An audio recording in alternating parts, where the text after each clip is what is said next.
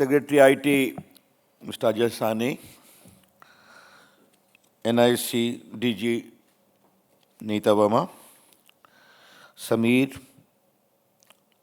ladies and gentlemen, other distinguished DDGs on the podium, all the leading lights of the IT industry has come from outside. A very great apology to all of you for being a little late.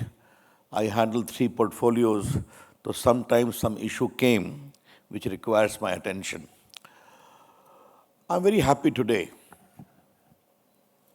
I have been insisting upon the NIC that apart from the extraordinary work you have done over the years, it is important to have more engagement from people outside the system.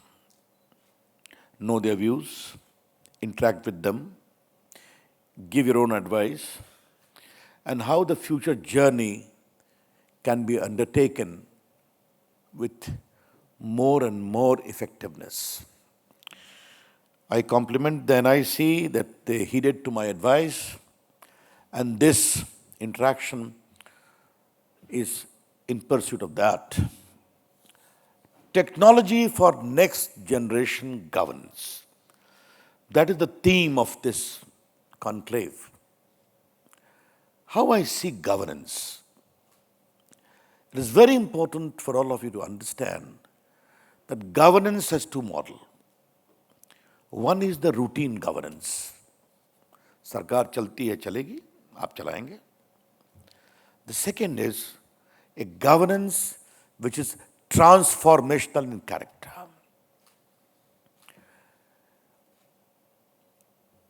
Technology today, ladies and gentlemen, has become the biggest enabler of governance for transformation. For this to happen, 2 things are important. Start dreaming big. And second, have the guts to concretize that dream into reality. And technology is the biggest facilitator. I had my baptism in governance under the leadership of that great leader, Atal Bihari Vajpayee, when I became minister in his government, handling various portfolios. I said, start dreaming big. I remember he came with the idea of linking the entire country to 4-lane and 6-lane highway, Kashmir to Kanyakumari, Silchar to Surat, north, south, east, west corridor. There was a lot of commotion in the government. And I remember attending one of his meetings. Sir, itna jameen kahan se lenge? Kisan oppose karenge? Itna paisa kahan se layenge? And there was a lot of naysayers. Late Atal Bihari Vajpayee was a very powerful speaker in public. But he used to speak less in important meetings because he was the last word. After a good long meeting, he said, Karna hai. That's all. One word.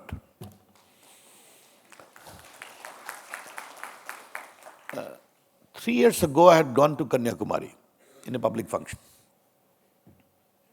I was told that the Kashmir to Kanyakumari highway, 4-lane, ends there. I asked my private secretary how much time I have left to go to the airport. He said 1 hour. And in this life, I am not going to get the opportunity to drive from Kashmir to Kanyakumari.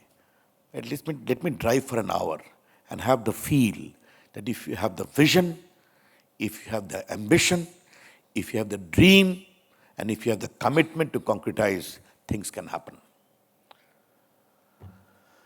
When my Prime Minister entrusted me with this Department of IT, and I would like all my friends watching me across the country to listen to this, Digital India has to be a transformative program. And we have launched many programs, Digital India, Make in India, Startup India, Stand Up India. I had the challenge to articulate Digital India. Should I present it just as an IT services? Or it must have a mission? It must contain the essence of inspiration. And then I articulated, my department has came with various things, blah, blah, blah. I said 3 simple lines. Digital India is designed to empower ordinary Indians with the power of technology. Number 1. Number 2, Digital India is designed to bridge in digital divide between digital haves and digital have-nots. And most important, and Samir, I'm happy you have noted that Digital India must bring in digital inclusion. And this has to be achieved upon technology which is low cost, developmental, and inclusive. I'm very happy the world has taken notice of that. And today I want to add one more dimension to that definition. Digital India means technology from the classes to technology for the masses. That should be the real benchmark of Digital India. I'm happy in that journey, NIC has played a very crucial role. I don't want to leave the products. At times I used to irritate the NIC team, karna hai, nothing doing. I remember I come from Bihar, a lot of patients come to Delhi in the AIMS. Once they come, you get self-registered, then go back. After 3 months, the time is given. I told Nita, find a solution to it. And I'm very happy. Today you can digitally book your appointment and you will get a date. Technology should be designed to make life easier and simpler. Jeevan Pramanam, I still remember one of the first product which NIC created. We just come to power. And some oldies pensioners said we have to come all the way from Kerala or from abroad to get ourselves declared by a bank we are still alive so that our pension can continue. I said, find technological solution. And today Jeevan Pramanam is there. And Lalitesh, I would love to know more about your very, I would say, attractive caption of freeing the technology from the clutches of feudal elements. Okay? These kinds of approaches only make transformation. Now, how we see future?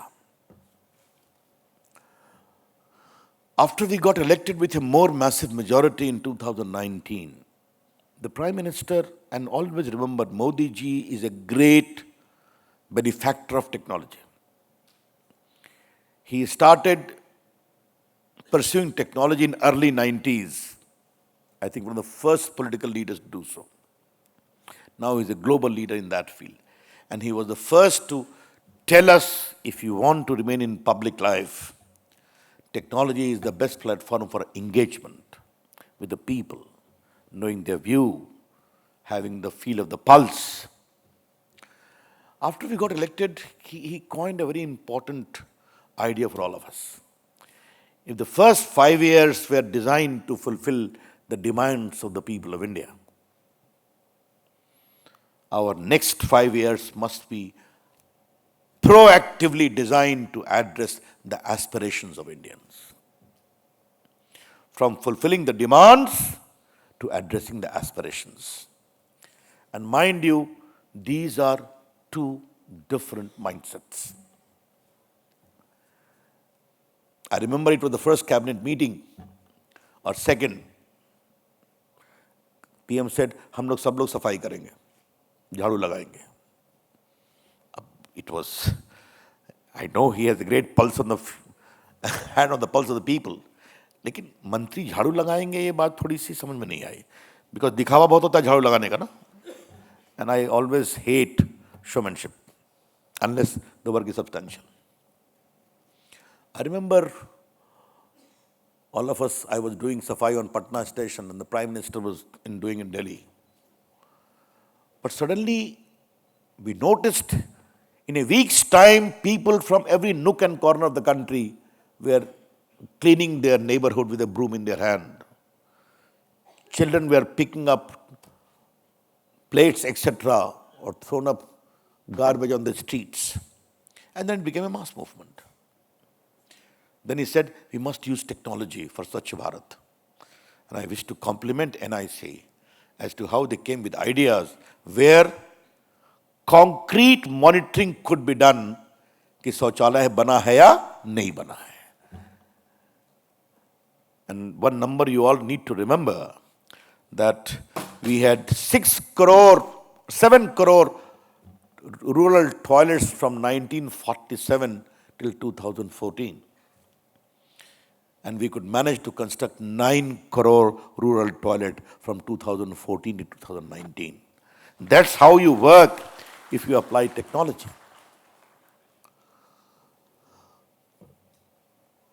I think this conclave must find the emerging challenges and also the way out for it. And how new technology can be leveraged in that process.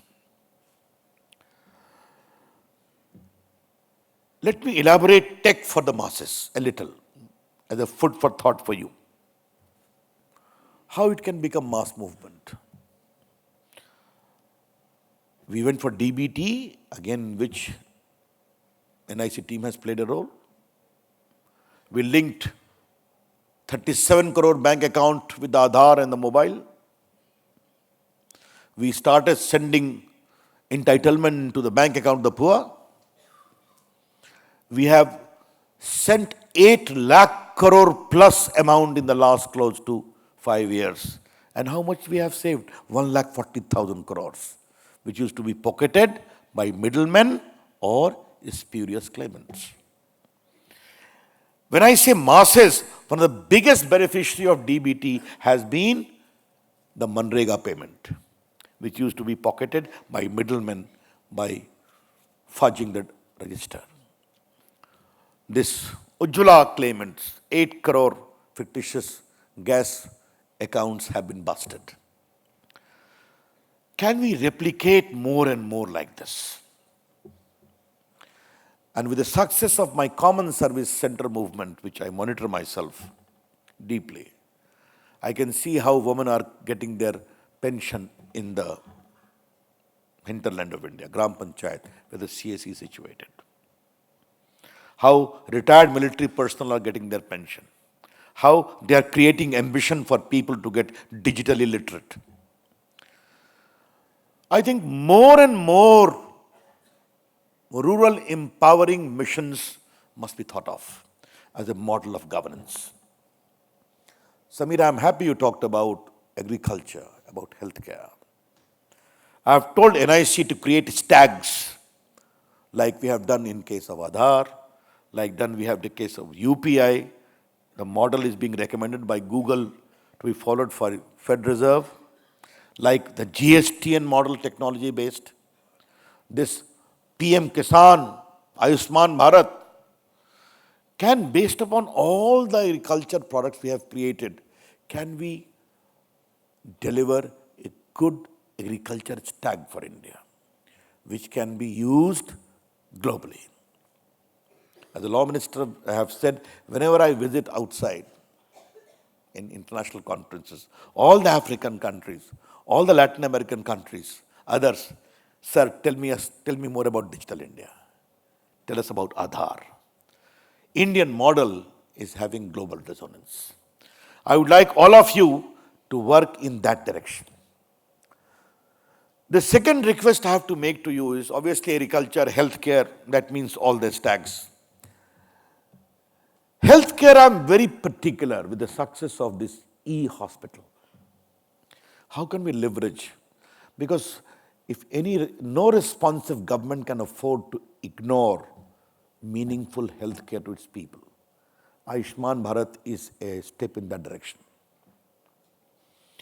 What more? My appeal to all of you, think. Use the assistance of your startup movement in the country. I'm a great benefactor of that, supporter of that. I think NIC friends must also start thinking out of box.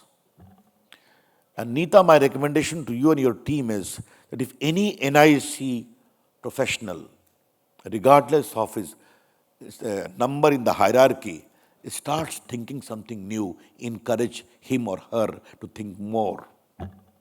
This is what my NIC team to do some kind of innovative thinking. And I would like all the team hearing me across the country to hear my recommendation. I would personally appreciate innovators who come with new ideas. India is at the cusp of that revolution where innovation should not become only a private initiative. Even systems in the government must also start thinking on those lines. Other idea which I am pushing as the Minister of Post is financial inclusion. And this I am recommending to all the officers who have come here. Start thinking. Financial inclusion, supplementing digital inclusion is going to be the roadmap for future. And by financial inclusion, I mean in my postal department, we have a huge network of postal services across the country. Now, my postal payment bank has been launched. With the involvement of the postman, the banking correspondent, and the open source available, how on one mobile we can have services of all the banks available. That is my ambition for India, for financial inclusion. And my woman sitting in a small hutment in a remote village need not come to the town for banking transaction. The bank must be available at the doorsteps. And my ambition is let a good team of women entrepreneurs be formed in every village, ranging from financial inclusion skilling to digital inclusion skilling to further empower them. That is what is my second ambition after the success of Digital India, to transform India. I would urge NIC to start thinking in that direction. I'm happy that some meaningful engagement is going with the Postal Department. And Ajay, I would like my IT department also to take up this big challenge because I have to deliver financial inclusion in India. I am very clear about it. India is waiting for a big revolution of financial inclusion. And let digital inclusion and financial inclusion must become the benchmark of India's transformation in governance. That's how I see the next generation challenges of governance. Obviously, AI is important. I'm happy that you'll be talking about AI in depth, the challenges, blockchain. We have already set up the Center of Excellence in Bangalore, which I inaugurated, under Centers of Excellence. But my recommendation is one of adventurism tinged with pragmatism. Technology has a very overpowering desire to give many things in the menu. I would like NIC to pick up those items of the menu which are more suitable of India. Drive that, deliver that, so that other menu may follow in the course. I think if you have that approach, then it will help in governance. One last point is obviously about data. We generate a lot of data. And I clearly foresee with my experience of handling this department for the last close to 5 years, that data is going to drive technology, data is going to drive governance. It is very important that all of us understand the impact of data. And when I set up the committee to frame the data protection laws, I said go deeper into the entire ecosystem of data. I hope all of you know, India, population 130 crore, 1.3 billion plus, mobile phone 1.21 billion plus, 121 crore, a smartphone close to 700 million, 70 crore plus, internet nearly 700 million, soon likely to become 800 million. Aadhaar card 1.25 million, 125 crores. Obviously, this generates a lot of data, And some, you are right, we are reinforcing the internet availability in a big way. We have already launched the broadband for all the mission in the country by 2022. And my optical fiber network, BharatNet, is working fine. Some more villages are left. We are going to connect them by the year end. And we have given CSC the responsibility to manage about 100,000 villages as a pilot. Obviously, all this creates a lot of data. Now, how to handle it? My take on data is very simple and pragmatic. In India, we must have a proper understanding, practical understanding about data availability, number one. Data utility, number two. Data innovation, number three. Data anonymity, number four. And data privacy, number five. If we have this five corner in our mind while handling data, we'll surely be able to give good results. I repeat, data availability, data utility, data innovation, data anonymization, and data privacy. How can we develop our whole approach to data? We have already framed the law, critical data, sensitive data, non-sensitive data, data principle. All these are work in progress in the Parliament being considered by the Select Committee.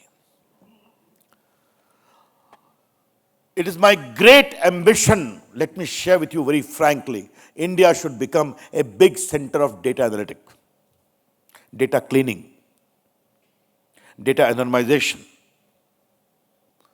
And I foresee India, which I borrowed this concept from Ajay, IT Secretary, India becoming a big center of data refinery, data refining process.